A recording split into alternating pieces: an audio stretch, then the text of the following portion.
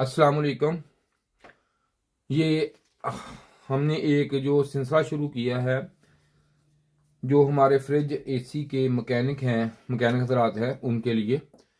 तो ये इसलिए किया है कि उनको बड़े बादरेशन होती है काम की। मेरी काफ़ी वीडियो पड़ी हैं इस सिलसिले में जो हमने नया अब शुरू किया। इसमें E7 का एरर है। ये आई है भेज हमें, इसमें फ़ोन किया था, हमें ये नंबर है मेरा। तो ये अटक से फ़ोन किया था हमारे भाई ने। मैं देखता हूँ जी, नाम उनका मुझे भूल गया है। अटक से फ़ोन किया था जी। नाम उनका जी यहाँ पे अभी फ़ोन, हाँ जी ये है जी, क्या जी, अमानुल्ला। अमानुल्ला भैया जी अटक से उन्होंने फ़ोन किया था। तो ये इसमें मसला ये E7 का उन्होंने बताया था मुझे कि E7 का इसमें एरर है। और इसमें अब E7 के एरर में उन्होंने, मैं क्योंकि ये सिलसिला इसलिए शुरू किया है कि खुद रिपेयर कर सके, देख सके। E7 एरर, बेसिक एरर जो होता है ये कम्युनिकेशन का एरर होता है, E7 वाला एरर। तो इसमें कम्युनिकेशन जो होती है ये, अगर आप इस पीसीबी को इंडोर पीसीबी से अलग कर दें, ये साथ लगी ना हो, तब भी हमें E7 का ही एरर जो है वो मिलेगा। इसलिए इसमें E7 का एरर कई वजह से आ सकता है। इसकी कम्युनिकेशन की वजह से आ सकता है। इसमें ये जो आईसी लगे होते हैं ये वाले 7805, ये और ये इसकी वजह से इसमें अगर इसका आईपीएम जल जाए, शॉर्ट हो जाए, तब भी इसका आईजीबीटी में कोई मसला आ जाए, तब भी आईपीएम में, तब भी इसका मैक्रो प्रोसेसर में मसला आ जाए, तब भी इसके ये जो कपलर लगे होते हैं ये वाले अगर ये खराब हो जाए, तब भी इसमें ये एरर जो है ये आपको देखने को मिलेगा। तो इसमें आपने, ये मेन चीज ये होती है कि इसमें जो एरर आता है ये कम्युनिकेशन का एरर होता है। तो अब इसको चेक किस तरह किया जाता है, इसको इसको जो है ये देखें, यहाँ पे आप नजर आपको आ रहा होगा, ये देखें कि यहाँ पे एक ये एल एन और कम्युनिकेशन ये सिस्टम होता है। जब एल और एन पे आप लगाते हैं, इसका सेम वही सिस्टम होता है जो दूसरी पीसीबी का होता है। सब कुछ सेम ही होता है, फर्क नहीं होता, सिर्फ पीसीबी के डिजाइनिंग में जरूर फर्क आता है। तो सबसे पहले ये चीज चेक करनी है आपने कि इसके कैपेसिटर जो है चार्ज हो रहे हैं या नहीं चार्ज हो रहे हैं। अगर किसी वजह से इसके कैपेसिटर जो हैं ये, इसमें यहाँ पे रिएक्टर जरूर लगना चाहिए। रिएक्टर लगाएंगे तो ये आगे करंट पास होगा, वरना नहीं होगा। ये जरूर लगाएं। और यहाँ पे आप लगा के 200 वाट का सीरीज बल्ब जो है उस पर आपने देखना है कि कैपेसिटर चार्ज हो रहे हैं या ये नहीं हो रहे।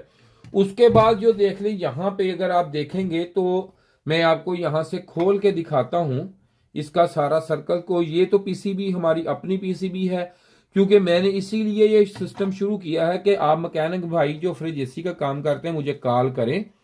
ये नंबर आपके सामने मेरा होता है, कॉल करें। कॉल करके मुझे आप राब्ता करके अपनी पीसीबी में जो भी एरर है, जिस मॉडल में है, जो है मुझे बताएं।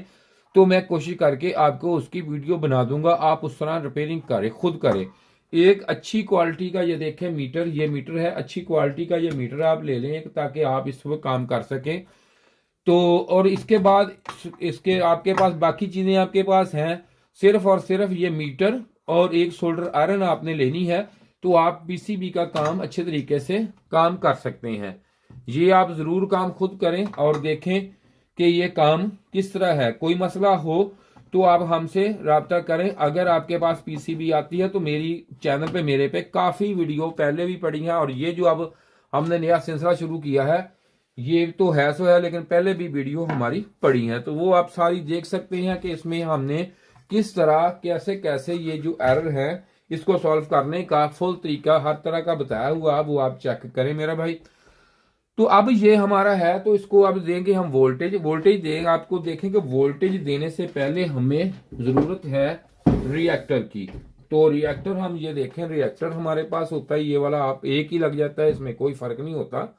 आप हर पीसीबी को, किसी भी पीसीबी को एक ही रिएक्टर के साथ ये आप कवर कर सकते हैं। ये देखें यहाँ पे मैं अब इसका ये लगाता हूँ, ये इसकी उल्टी सीधी साइड नहीं होती, ये आप जिस तरह मर्जी मेरा भाई लगाएं।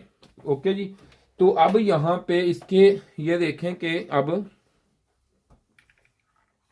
इसके अंदर यहां से जो है ये एक, ये देखें एल एल और एन, एल और एन आपने जो है ये दोनों चीजें जो हैं ये देख के लगानी है। ये एन इसका ये है, एल इसका ये है। तो एन इसका ये आ गया हमारा, और एल ये है, ये आ गया हमारा एल। तो आपने ये चीजें देख के चेक करके ये लगानी है, कम्युनिकेशन वाली लाइन पे ये आपकी ना लग जाए, ये देख के चेक करके फिर लगाएं। तो ये हमने इसको लगा दिया। अब इसको यूं ही लगाएंगे तो ये हमें बताएगी कि ये पीसीबी हमारी सीरीज में लगानी है 200 वाट के। ये देखें यूं ही हमने लगाई है तो बल्ब ऑफ होके ऑन होके ऑफ हो चुका है, और ये रिले की आवाज भी आपको सुनाई देगी होगी। तो इसके पीछे ये देखें 2 लाइटें लगी होती हैं, ये दोनों ये आपको नजर आ गई होंगी, ये उम्मीद है। तो मैं लाइट थोड़ी सी कम कर देता हूं। ये देखें 2 लाइटें आपको नजर आ रही होंगी, दोनों ऑन हो गई हैं। ये लाइट हमारी जो है एसएमपीएस सप्लाई की, ये कैपेसिटर वाली है। तो अब इसे करते हैं हम डिस्चार्ज। ये देखें इसको डिस्चार्ज जरूर, ये देखें डिस्चार्ज ये कर दिया हमने इसको। तो इस तरह ही ये चेकिंग इसकी होती है। इससे हमें अगर ये इस कंडीशन में है कि ये कैपेसिटर हमारे चार्ज हुए हैं, अगर कैपेसिटर चार्ज हो गए हैं, तो ये जो लाइट है ये देखें दोबारा फिर मैं ऑन करके आपको दोबारा फिर कोशिश करता हूं कि आपको ये नजर आ जाए। लाइट मैंने ऑफ की हुई है एक, तो दूसरी भी हम ऑफ करेंगे।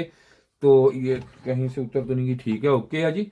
तो अब ये दूसरी लाइट भी मैं ऑफ करता हूं ताकि आपको ये मुकम्मल ये देखें। अब देखते हैं, ये देखें ये दोनों लाइटें, ये आपको ये देखें ये दोनों लाइटें जो है ये ऑन हमें मिल चुकी हैं, रिले की आवाज भी आ गई है। तो इस तरह आप इसकी जो है ये चेकिंग जो है ये कर सकते हैं। तो ये मैंने इसको निकाल के ये कर दिया है ऑफ, ये देखें आप, ठीक है, ये ऑफ है। अब इस कंडीशन में आप देखें कि पीसीबी ये हमारी ओके है, ये तो ठीक है, लेकिन इसमें हमने क्योंकि ये सिस्टम ये शुरू किया है कि आप लोग वहां बैठे ही काम करें, तो ये हम रिएक्टर देते हैं उतार हम। तो इसमें ये देखें कि अब यहां पे हमने देखा ये है कि इसकी जो है ये चार्जिंग कैपेसिटर चार्जिंग हो गए हैं इसके। तो इसमें इस पीसीबी में हमें ये बात पता चल गई कि ये वाला इसका जो हाई साइड है ये हमारी ठीक है।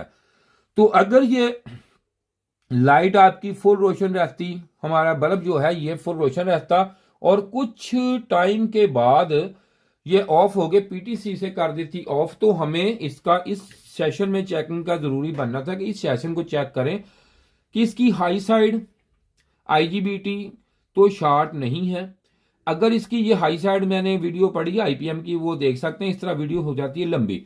तो ये हाई साइड चेक करें, अगर ठीक नहीं है या इसका ये ठीक सिस्टम नहीं है तो आप इसको ये रिप्लेस कर लें अगर शॉर्ट है। अगर ये इस तरीके से इसका रिएक्ट है कि ये चीजें ठीक हैं सारी, ये कैपेसिटर चार्ज हो रहे हैं, तो उस कंडीशन में आप इस पे आ जाएं एसएमपीएस सप्लाई पे। ये देखें ये हमारी एसएमपीएस सप्लाई ये लगी हुई है, तो आप इस पे ये काम करें, फिर एसएमपीएस सप्लाई पे आप काम करें इसके।